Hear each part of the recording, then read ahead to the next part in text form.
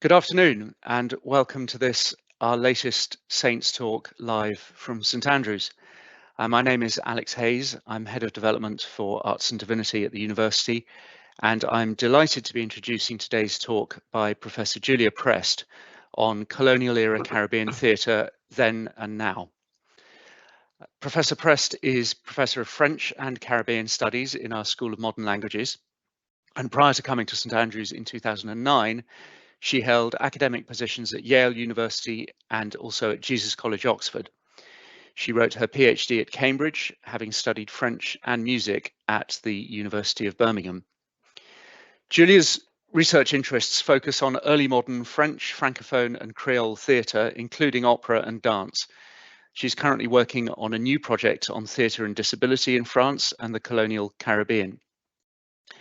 Her recent monograph, Public Theatre and the Enslaved People of Colonial Saint-Domingue, is concerned with the rich theatre tradition of the slave colony that would become the Republic of Haiti in 1804. The book demonstrates that slavery was no mere backdrop to this portion of theatre history, but an integral part of its story.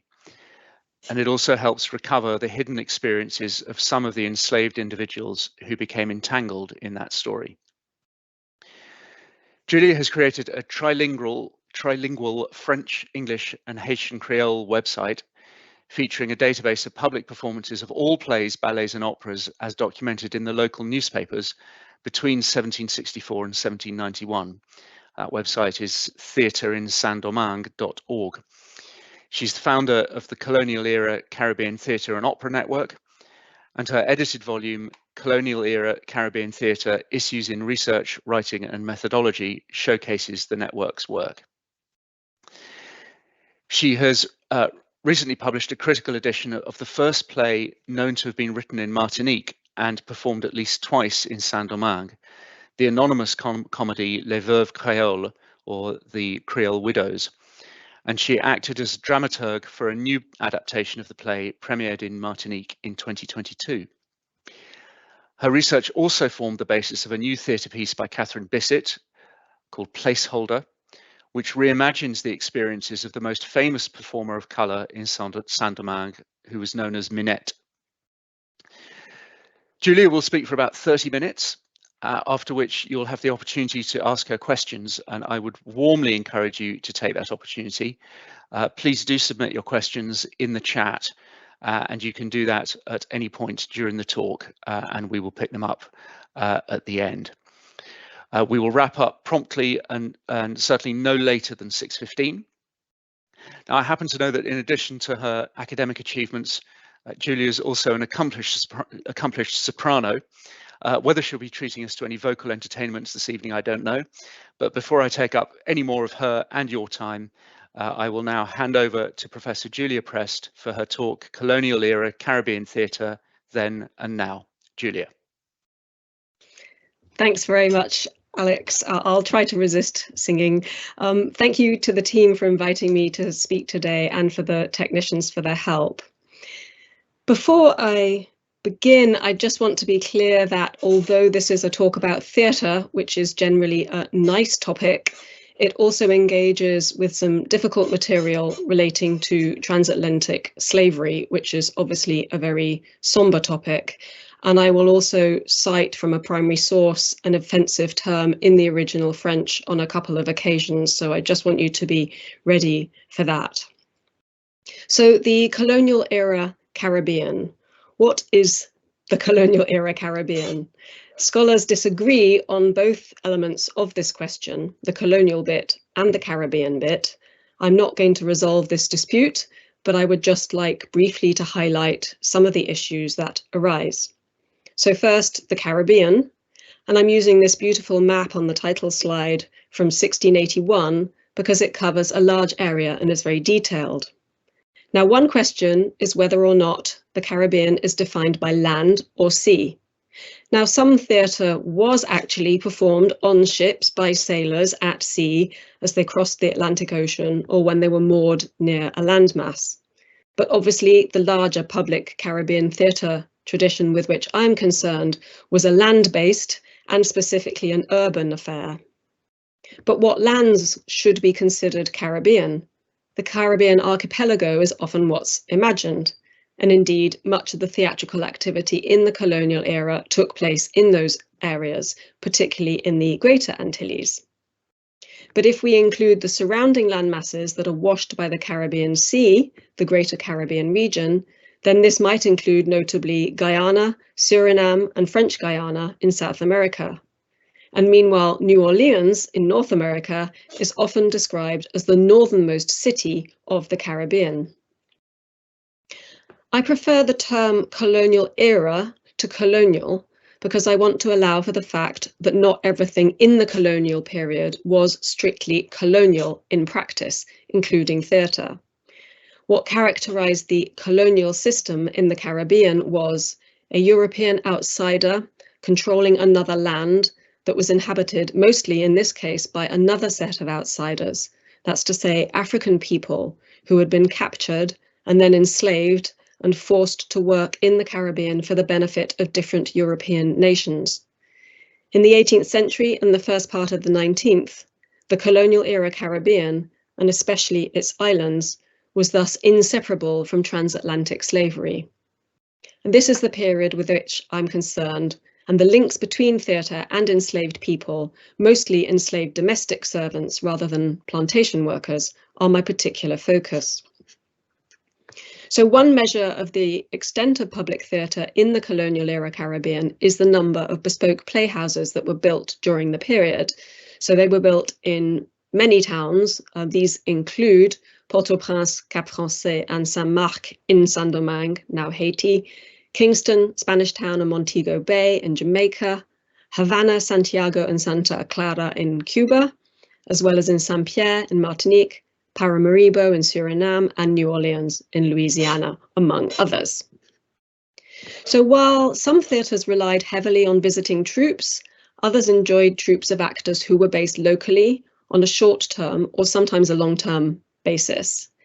Audiences were usually mixed but segregated, with a disproportionately small number of seats allocated to free people of colour. The theatrical repertoire was wide-ranging and encompassed, among other genres, spoken comedies, tragedies, drame and pantomimes, as well as ballets, tragic opera, opéra comique, zarzuela, musical comedies and ballad opera.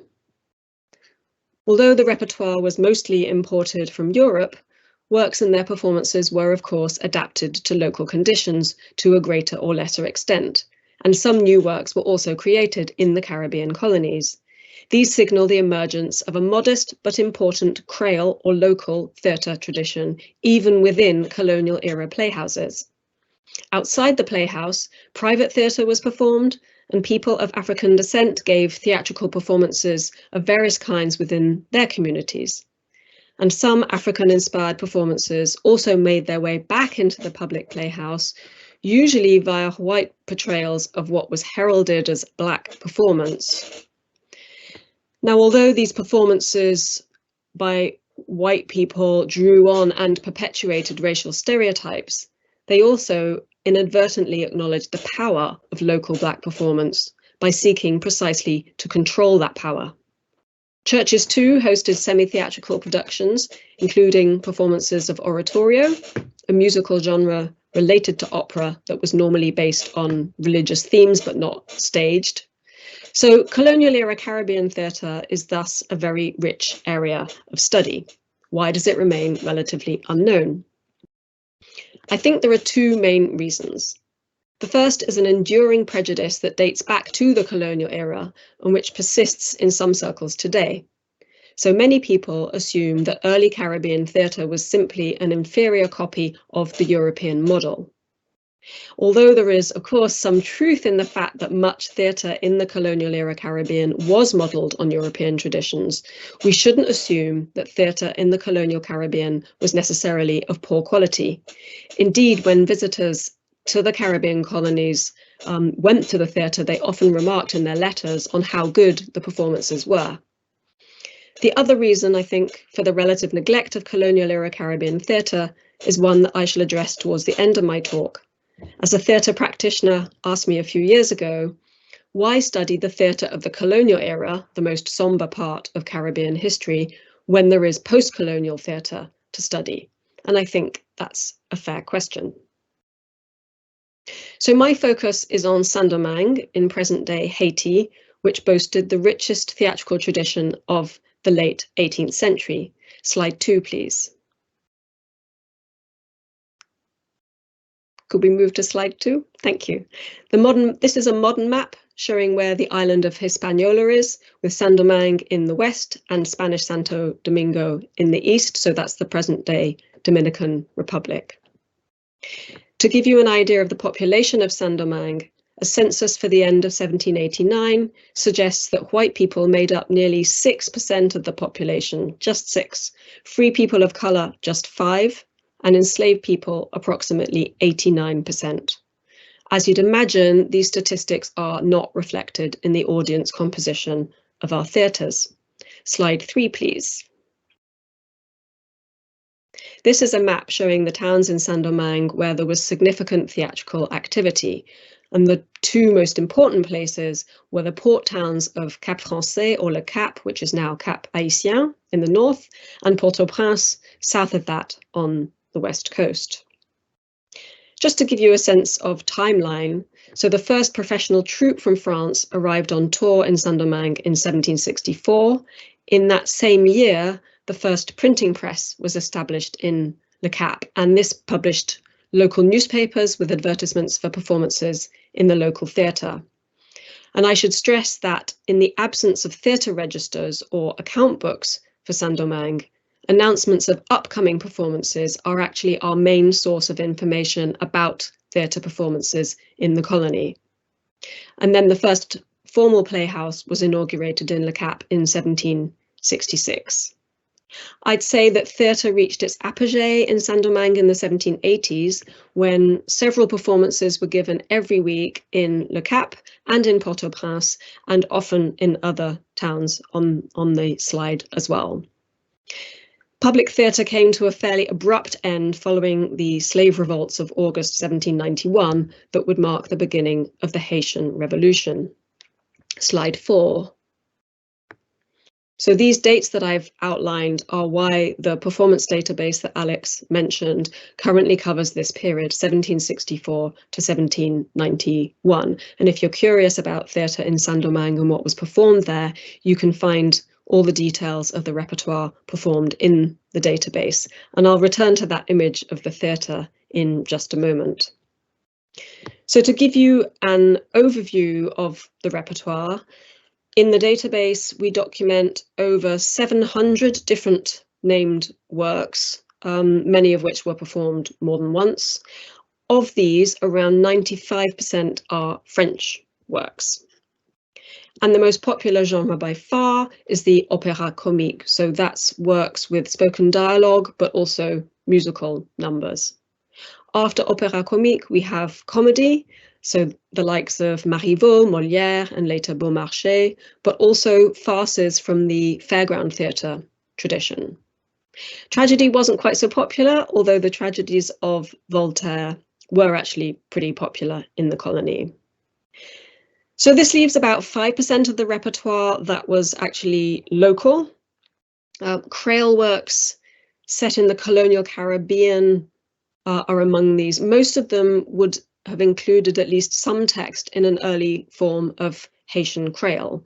So most of these are actually Creole parodies that are relocated to Saint-Domingue. So one example of this is a work called Arpiminis, which is actually a parody of Voltaire's tragedy Semiramis, but reset in Saint-Domingue.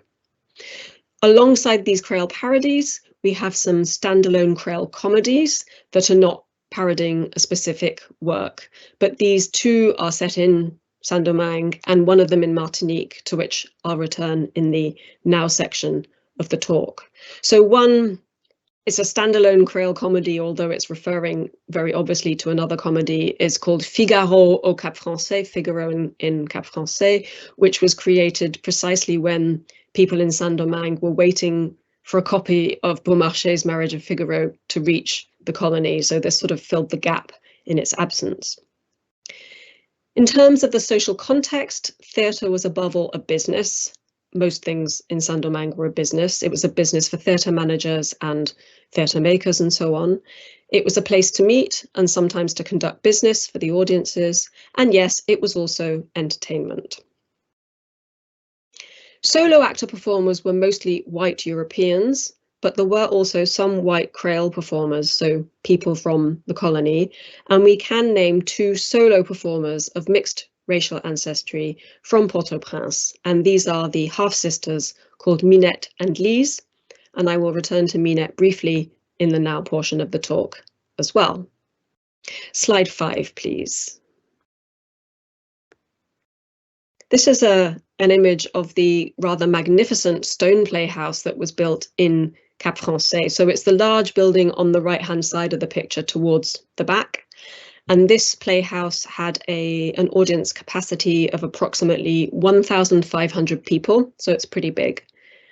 Of those, of those seats, only a little over 5% were allocated to free people of colour, who we remember nearly equalled white people in number. Slide 6, please. So this is the image that we glimpsed when looking at the performance database just now. This is the less magnificent wooden playhouse that was built in Port-au-Prince. And this one had a capacity of about 750 spectators. So that's exactly half as many as in Cap Français.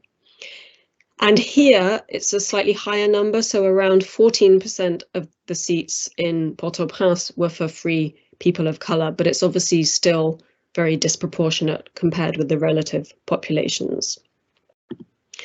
And this image shows the cross-section of the playhouse with the stage on the left-hand side and the seating area and the entrance on the right. Slide 7. This one is quite an interesting drawing of the inside of the playhouse, which actually shows it from different angles.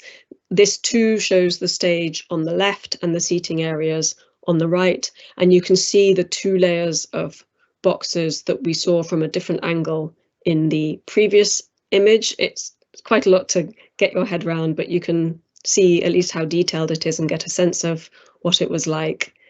Slide 8. And this one is actually a close-up of what we've just seen. So this is a close-up of the upper boxes. These were the boxes that were reserved for free people of colour, and you can see that they're marked N. So this is Port-au-Prince, but the playhouse in Le Cap also had special seats for free people of colour, whom they appear to have subdivided, in theory at any rate, according to darker or lighter skin tones, and possibly also according to biological sex, though we're not absolutely sure about that. So we note that there's no record of any sitting or standing area for enslaved people in any of the playhouses in Saint-Domingue. And this highlights a bigger challenge for the researcher, as enslaved people are almost entirely absent from theatre sources and can be difficult to find in other sources as well. Moreover, the overwhelming majority of sources that do deal with enslaved people are not written by them, but by their enslavers. So what's almost entirely lacking from the record is the voice, experience, and testimony of enslaved people themselves. And this kind of research raises some important methodological issues that require particular responses. So I would agree with Marisa Fuentes, who wisely commented that we must not let our desires for empirical substantiation remand these fleeting lives back into oblivion. In other words, if we can't find the evidence, we should not overlook the question that we're trying to answer. So methods such as working on what's not included in the sources, reading against the grain, or challenging dominant readings of sources can be useful here. Also, informed speculation, asking questions and not being afraid of not having all the answers is really important. Sometimes, as Saidiya Hartman puts it, we need to imagine what cannot be verified. We can also try to do more with less. So I've been working on Creole plays for which we don't actually have the text, so I have to use trace elements. We can use different sources and or juxtapose sources that are not normally examined together. It's also really important not to make assumptions and to be open to surprises when doing this kind of work. So we shouldn't assume, for instance, that the stage in Saint-Domingue was all white. So with regard to enslaved people in the playhouse, one key example of trace evidence is the announcement in slide 9 in the local newspaper in relation to the playhouse in Le Cap.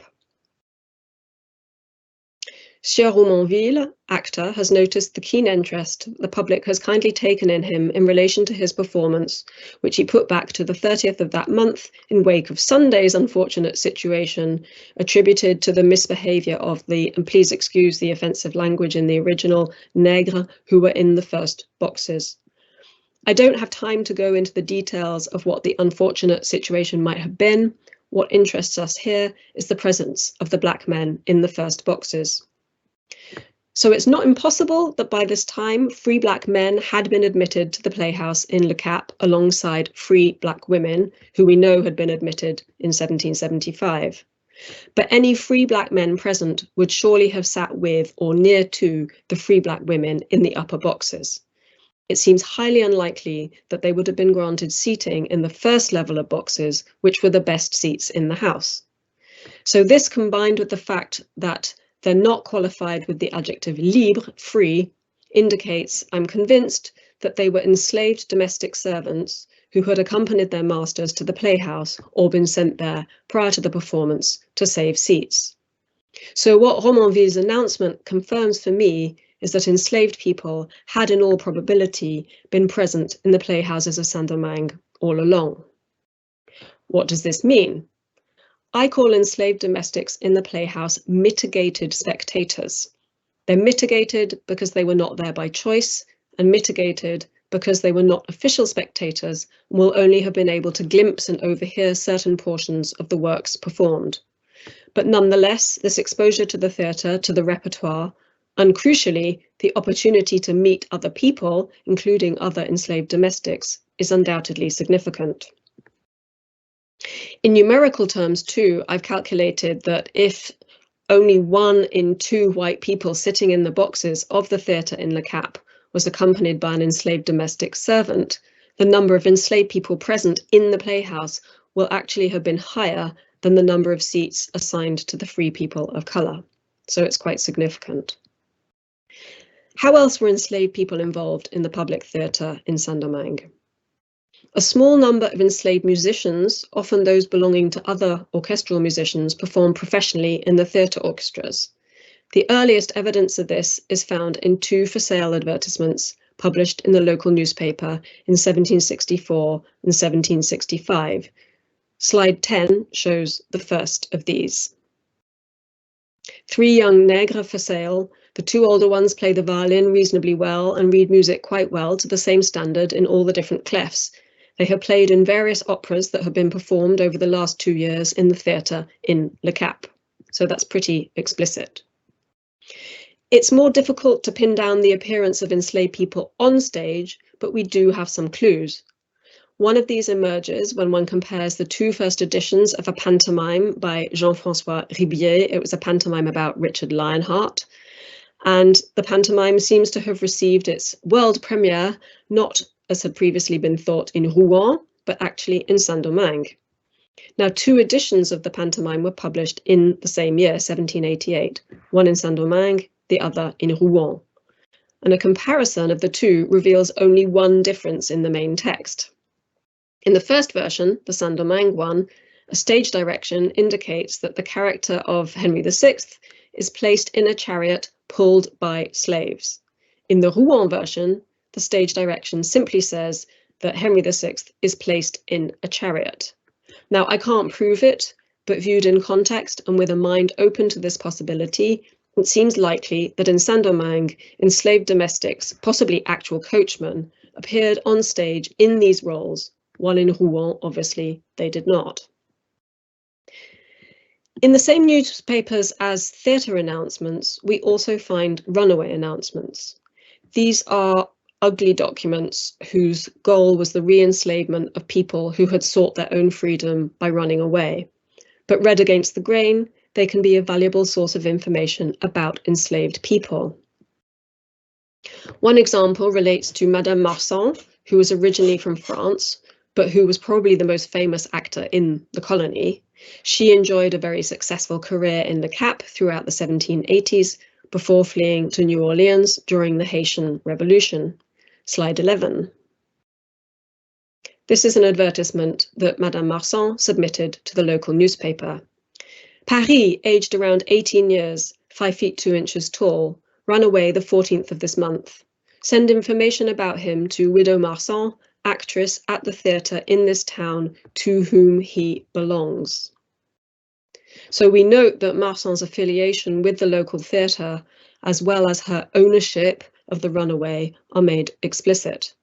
Paris was probably her domestic servant and someone who would have run errands to and from the playhouse where Marsan worked. It's also likely then that he will have overheard and glimpsed theatre rehearsals and probably also performances. Now here's where I juxtapose a runaway advertisement with a play. So interestingly, the documented performances in which we know that Madame Marsan participated that are closest to this time period of this advertisement include one in which she played the lead role in another pantomime called The American Heroine by a guy called Arnoux.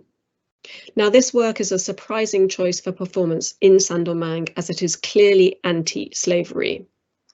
Marsan's role is that of a Native American woman, not an African woman, interestingly, called Yarika, who was temporarily enslaved in Barbados by her treacherous English, not French, lover. In one scene, Yarika is deeply distressed and horrified upon finding herself in chains.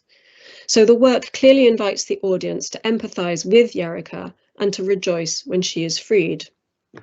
Now, there's a lot more that could be said about this, obviously, but let us simply consider for now the fact that in the same year that she submitted an advertisement for the recapture of Paris, Madame Marsan prepared and performed the role of Yarika. Now, obviously, we do not expect an actor's life off stage to overlap with those of her roles on stage, but I do think that this tension between evoking audience sympathy for an enslaved character through her performance and Marsan's personal ownership of at least one enslaved person sat at the heart of Saint-Dominguean society and underpinned all its structures, and I would suggest its eventual collapse. And what of Paris? How much exposure did he have to the theatre of Le Cap before he ran away? Where did he go? What did he do there? Was he returned to Marsan and punished, or did he manage to escape long term? These are questions that we cannot answer, but which I think should still be posed in his memory. Slide 12. One runaway advertisement that offers a tantalizing clue regarding a more precise type of contribution that enslaved individuals made to local theatre making is this one. An enslaved Creole called Jean-Baptiste, aged between 12 and 13 years, ran away 2 months ago from the house of Sieur Simon, wigmaker at the theatre where he was an apprentice. As Simon's apprentice, it is highly likely that Jean-Baptiste will have helped dress the hair for the performances that took place in Le Cap in the summer months prior to his disappearance, and these included performances featuring the aforementioned Madame Marsan. So we must ask if, on running away, Jean-Baptiste sought and found work in his trade, or perhaps helping fetch and carry in the port. He may even have found a position working on a ship with a captain who was willing to overlook his runaway status and left Saint-Domingue altogether. So moving to the now portion of the talk. I hope you'll agree that this kind of research is valuable on its own terms. Also that finding out more about the past invariably informs our understanding of the present. Issues about accessibility and diversity in the theatre that are seldom out of today's news have a long history, and knowing about the colonial-era Caribbean helps us to understand better some of their complexities. But another reason why I study colonial-era Caribbean theatre is because my research can be used to create new theatre for today's audiences, theatre that is interesting, thought-provoking, and perhaps even transformative. For obvious reasons, we do not want to recreate the colonial context for modern performances of our colonial works or colonial-era works. Rather, we want to update colonial-era Caribbean theatre for a would-be post-colonial world. There are at least two models for doing this. First, the careful adaptation and decolonization of a colonial-era work, and second, the creation of new works. And the first model is the one recently followed by, among others, Dr. Karine Benac, who is of mixed European and African ancestry, in her new adaptation of the anonymous three-act comedy Les Veuves Créoles, The Creole Widows, from 1768. This was the first play known to have been written in Martinique, and which I made accessible through a modern edition in 2017. So Les Veuves Créoles was performed in Saint-Domingue on at least two occasions in the 18th century, but it had not, as far as we know, been performed anywhere since then. Slide 13.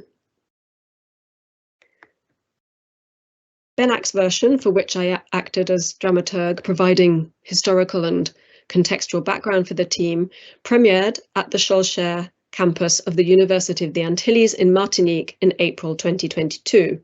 It was renamed Des Veuves Créoles from the Creole Widows and performed by a mixed cast, most of whom are of Afro-Caribbean heritage. So in this version, the enslaved figure of Marie Rose, who is silent in the original play, becomes crucially a speaking role whose frank and forthright views frame the performance. Now, this production is also noteworthy for its combination of colorblind, or depending how you read it, color-conscious casting. One line of the original play is in Creole. In this version, whole portions of the script are in Martinican Creole. And feedback questionnaires and an enthusiastic feature in the local press confirmed that this adaptation of a colonial-era play was well received by local audiences in modern Martinique. So far from being swept under the carpet, never to be seen again, this play, with careful adaptation, spoke to the people of Martinique about their own history in ways that they found meaningful. The second model is the creation of an entirely new work based partly on historical theatre research. Slide 14. This was the case for the dialogue for solo performer Placeholder, written and performed by Catherine Bissett, directed by Flavia Davila, with Jairus Obayomi as dramaturg. This premiered at the Scottish Storytelling Centre in Edinburgh in 2021 and has just been published by Salamander Street. When writing the play, Bissett, who is of mixed Scottish and Caribbean ancestry, drew on historical research about the mixed-race solo performer of colour called Minette, whom I mentioned earlier, and who performed in the Playhouse in Port-au-Prince throughout the 1780s. Among other work, Bissett drew on an article that I'd written comparing the performing careers of Minette in Port-au-Prince and Madame Marsan in Cap Français, specifically in relation to one work, an opéra comique called Nina, in which they had both performed the lead role. The play imagines what it was like for Minette to be a performer of colour in such a racist society, and it speculates on some of the gaps in our knowledge about her. Among other points of inspiration, Bissett seized on a real review that Minette received in the local press for her performance as Nina, in which the reviewer grudgingly acknowledged Minette's talent, but advised her not to try so hard to pronounce the text correctly or to wear over-elaborate costumes. Although correct costuming was a live issue in European performances in the 18th century, Bissett rightly picked up on the fact that Minette's onstage role is probably being confused with her offstage status as a free person of colour. At a time when Minette was performing, free people of colour were subject to a series of repressive laws, including sumptuary laws. And Bissett speculates that this review might have put Minette off from performing more, something that we cannot prove, but which makes complete sense, and which also reminds us of the deep effects that unhelpfully personal comments in modern theatre reviews, especially unofficial ones on social media, can have on performers, particularly perhaps performers of colour. These insights were coupled with a tour de force on Bissett's part as she presented Minette in dialogue with her absent mother, who is here reimagined as enslaved, and who tells Minette about her experiences and her micro-rebellions against her masters. She also urges Minette to use any opportunity that comes her way to fight back against the oppression of others by white colonials. Again, audience response, as demonstrated by questionnaires, private correspondence and reviews, confirms that placeholder provoked interest in and increased understanding of the colonial-era Caribbean and its theatre traditions. This then, I think, is a compelling reason for studying it.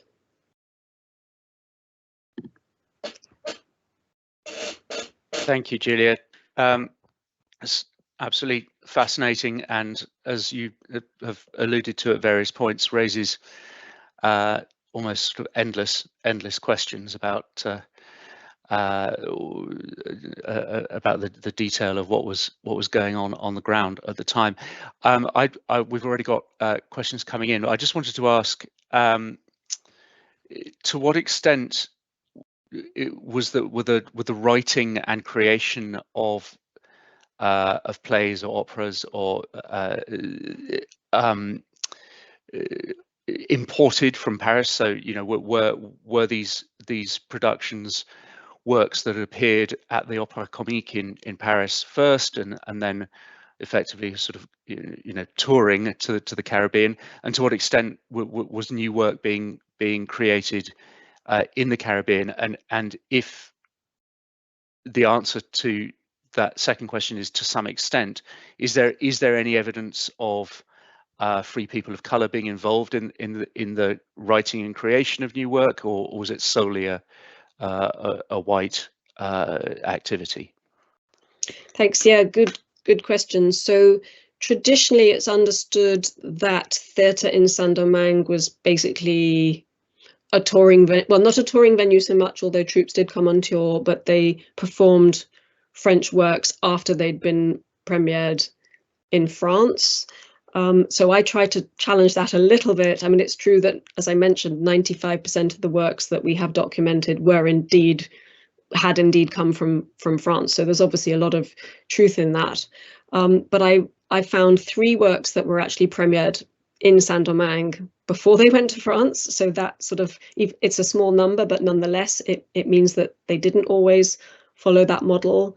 There's a question of what the model is. There are references in the press to this was recently performed to great acclaim in Paris, say, but they might also mention Bordeaux, which had closer connections to the Caribbean anyway. So it's not just a little Paris. It's got more in common with some of the provincial theatres. So there's a way in which you can see it as being another provincial theatre, but I try to challenge that view because I'm trying to start in the Caribbean and to adopt a more Caribbean perspective. And that's one of the reasons why I place a lot of emphasis on the 5% of works that were created in the Caribbean, of which, alas, we only have one extant. So my dream is to discover one of these missing plays in an archive one day. But yeah, I don't know if that'll ever happen.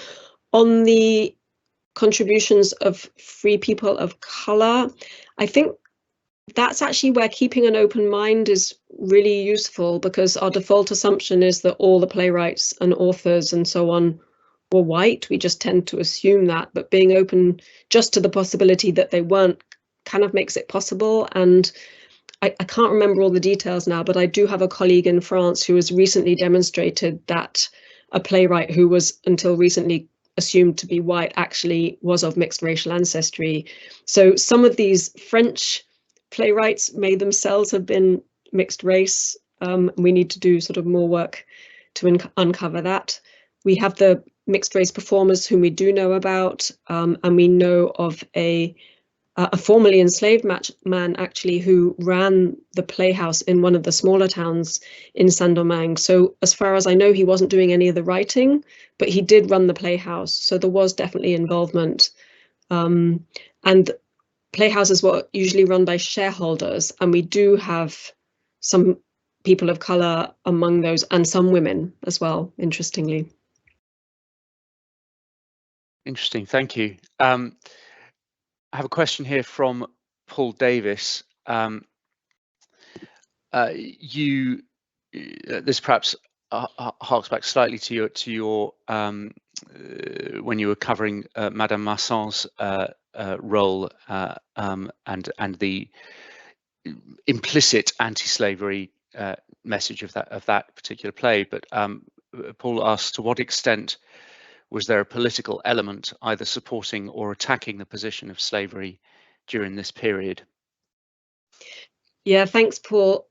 Really good and really big question. There's a lot that's been written about this, but from a theatre point of view, well, it has to be inferred because it's very rare for the plays that were being performed to be commenting on French forms of slavery. But in the example of the pantomime I gave, they're definitely commenting on other forms of slavery. And this happens time and time again in the plays that were put on. So Voltaire's tragedies are quite critical, for instance, of Spanish slavery. And the pantomime that I mentioned is quite critical of English transatlantic slavery. So there is criticism of this kind of thing going on in the stage quite a lot. And although blaming the English or blaming the Spanish was a sort of convenient way of not blaming the French, people weren't so stupid as to not realize that the French were up to it as well, particularly obviously in Saint-Domingue when they're living in a slave colony. So it's actually a really fascinating question how people responded to works that were obviously critical of the kind of slavery that was being enacted in Saint-Domingue as well, even when they were ostensibly commenting on something else. And the other veil that was used was Oriental slavery. There are a lot of works, particularly opéra comique, that are criticizing Muslim forms of slavery in the East and orientalizing slavery. And again, it's quite interesting to consider what audiences really made of that. So it looks like it's not talking about France, but we all know that it resonates with France and Saint-Domingue as well. And then beyond the theatre, I mean, I often say when people suggest, you know, maybe it was normal to be uncritical of slavery in the 18th century, I always reply that for as long as there has been slavery, there have been people who knew that slavery was wrong, not least the enslaved people themselves. They have always known that slavery was wrong. But if you go back to ancient Greece, there were people who were critical of slavery as well as people who were supportive of it.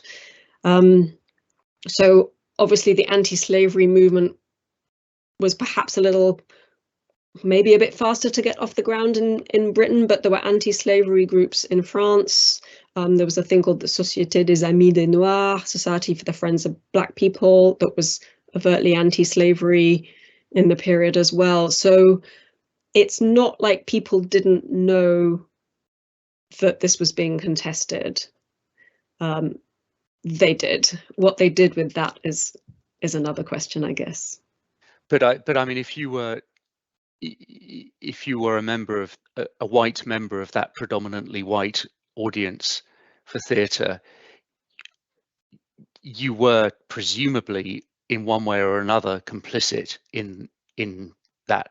I mean, you know, if you were in Saint-Domingue at that time, I mean, it's difficult to see how you would not be complicit in that trade, and you may well even have had your, as you referred to in the talk, your enslaved domestic with you at the theatre. So that's that's kind of an extraordinary prospect, really, to think of even if implicitly or sort of diversionary anti-slavery messages being conveyed in the theatre to that audience in that context is it's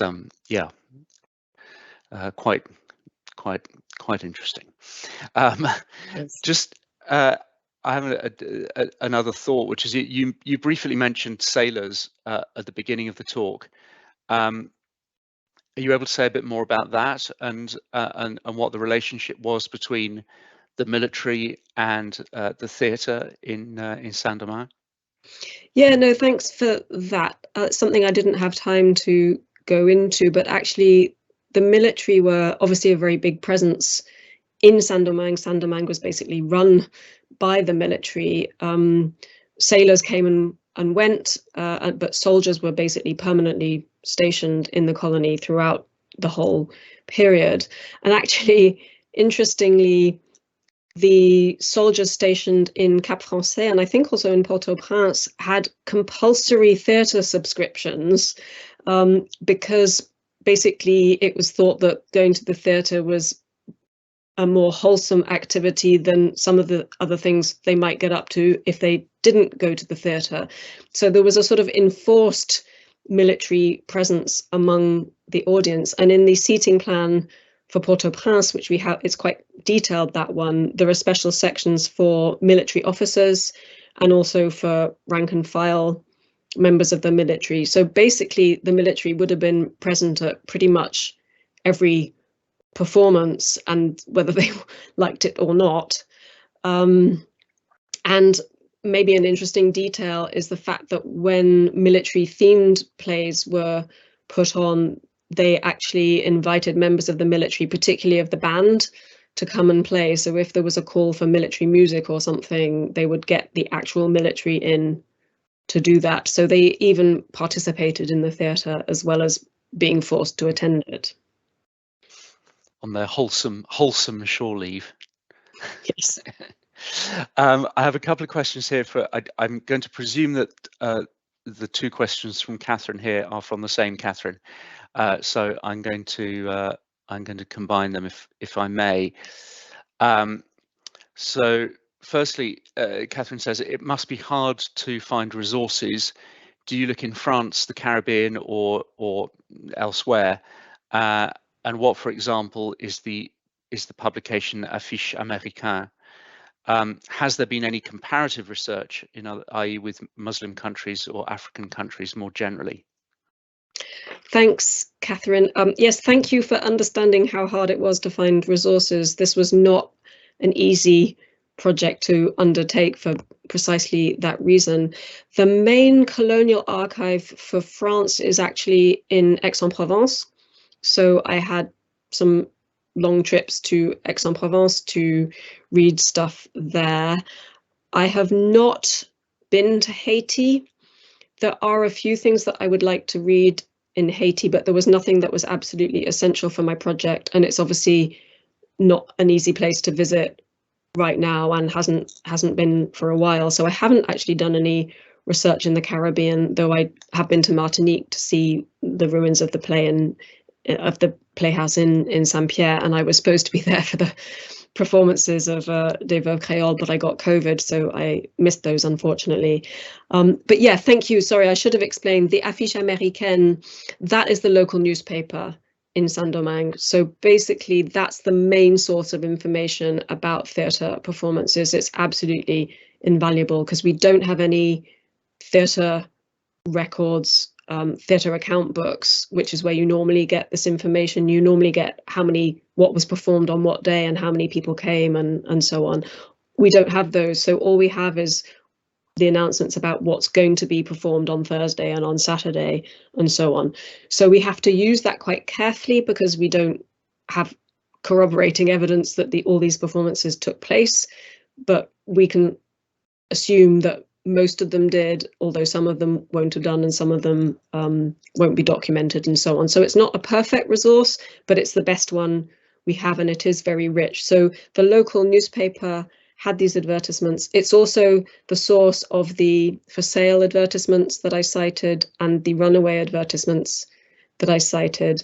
And then there's a sister publication called the Supplément aux Affiches Américaines, the supplement. And these sort of swapped between Cap Français and Port-au-Prince. So it's basically the same information. It's not really a supplement.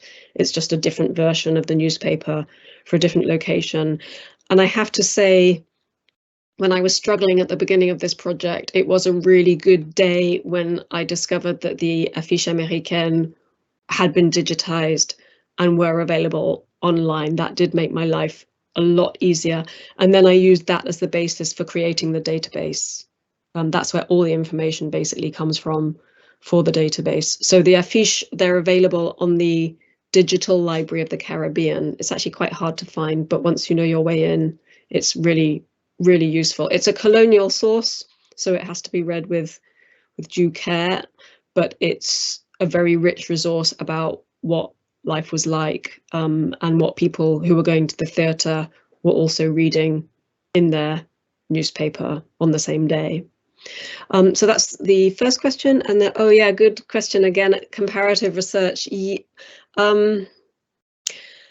So we did do comparative research within my group, but that was just within the Caribbean, though you'd be surprised how innovative that was actually to get people together from these different traditions. We tend to stick in our language bases or our disciplinary bases. So it was quite a small group that I put together, but we had people working on the British Caribbean, in inverted commas, the French Caribbean and the Spanish Caribbean, but people from different backgrounds, people from literary backgrounds, theatre, music, history, and so on. So that was definitely something that was comparative, even though it was all still Caribbean based.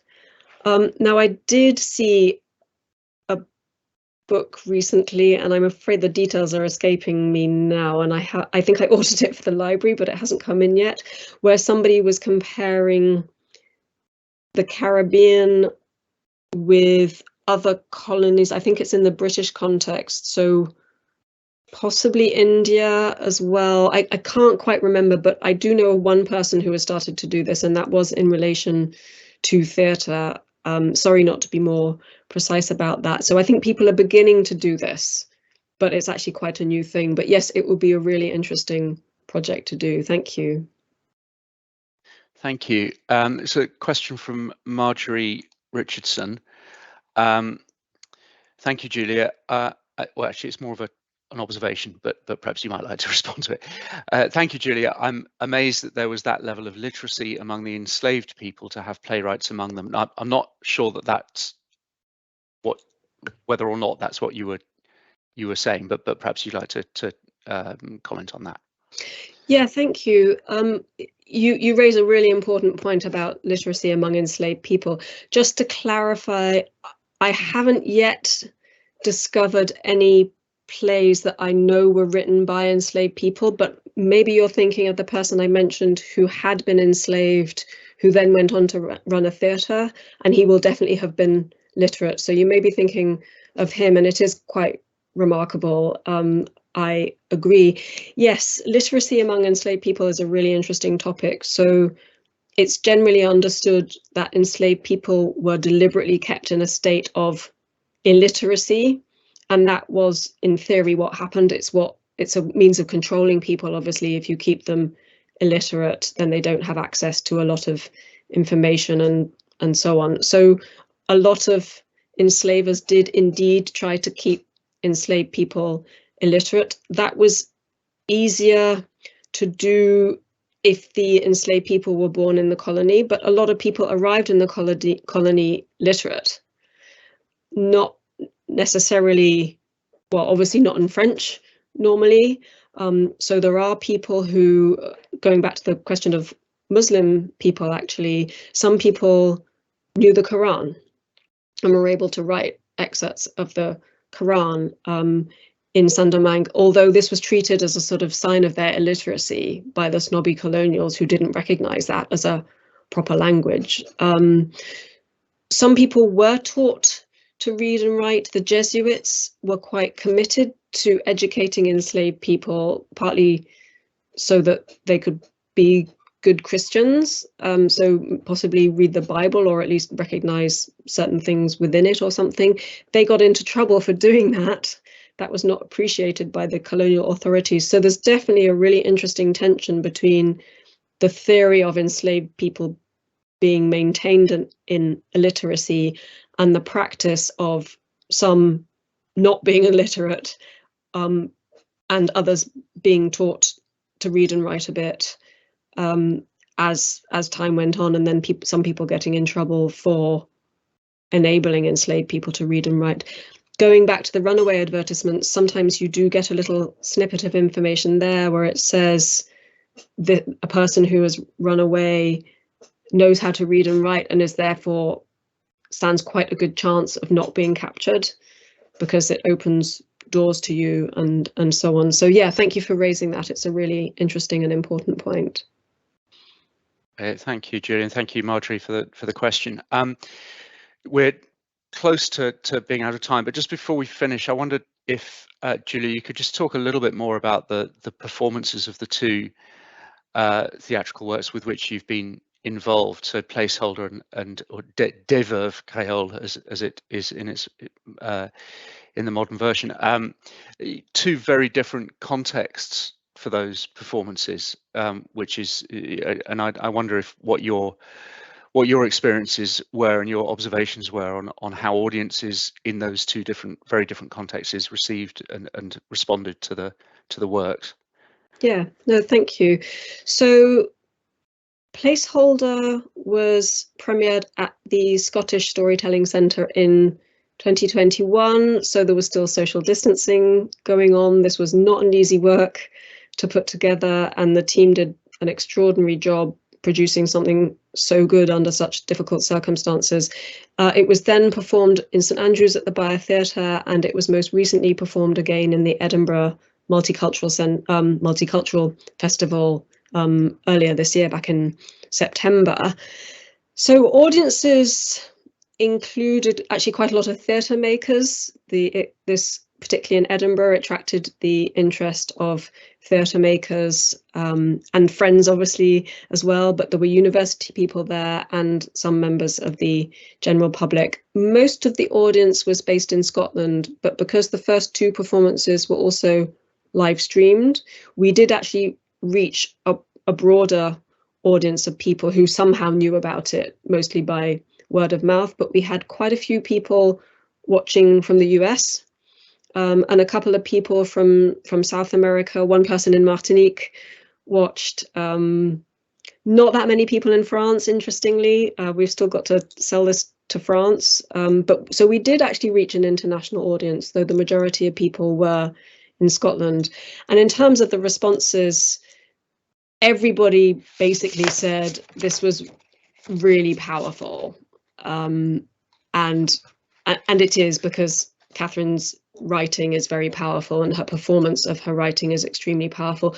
I don't think anyone was unmoved by it. It's not an easy watch in the sense that it deals with some really difficult things, but it is also very entertaining as well as powerful. But the other sort of big response we got, I think, was that everyone's heard of the Haitian Revolution. The play's set in the build up to the Haitian Revolution, but actually not many people know very much about it. So the other element in the feedback was that it was informative. So it was powerful and it was informative. Des Veuves Créoles was done much more in a university context. So it was directed by a colleague of mine and it was performed mostly by students, but also by a school teacher. And that's obviously taking the play to the island where it is set, which was really interesting and a little bit nerve-wracking for me. So that was performed on the university campus. That was an amateur production. So mostly it was university people, staff and students, a few other people from outside. It also went to one sixth form college as well, but that's uniquely in Martinique. I just had another look at the questionnaires actually before today, and what surprised me a bit was that nobody really mentioned the slavery context in their feedback. They just said they'd really enjoyed the performance and they really liked the performers, particularly the student actor who was performing the main role. And he is a very good actor. And I guess one of the things that's interesting about that is he's Afro-Caribbean and the role he's playing is of a white colonial. And he wears I can't remember, I'm not sure if it's a pith helmet, but it's certainly a hat that looks colonial to our eyes. And he's wearing that. And people found that interesting and entertaining and commented on how good his acting was. So it was less about the colonial bit and more about the theatre bit. And they were just, also nobody knew the play. So I think the other main comment that we got there was, I'm really pleased to know about this play I didn't know about. How interesting. Yeah. Fascinating. Thank you so much, Julia. We're going to call a halt there as we are now out of time, but thank you for what's been a enormously enlightening talk for me about an area about which I personally knew precisely nothing at all, and now feel I know the beginnings of something, and I'm sure that's true for our audience this evening. Thank you to everyone who's been watching and for your questions. This is actually the final Saints Talk of 2023. The series will return in February next year. And then prior to that, in January, we will be holding our hugely popular online Global Burns Night on the 25th of January, Burns Night itself. So please do look out for information on that in due course. But for now, it just remains for me to say once again, thank you very much indeed to Professor Julia Prest for her talk this evening. Thank you to everyone for listening and viewing, and to the team behind the scenes for keeping us all right. And have a very good evening. Bye-bye.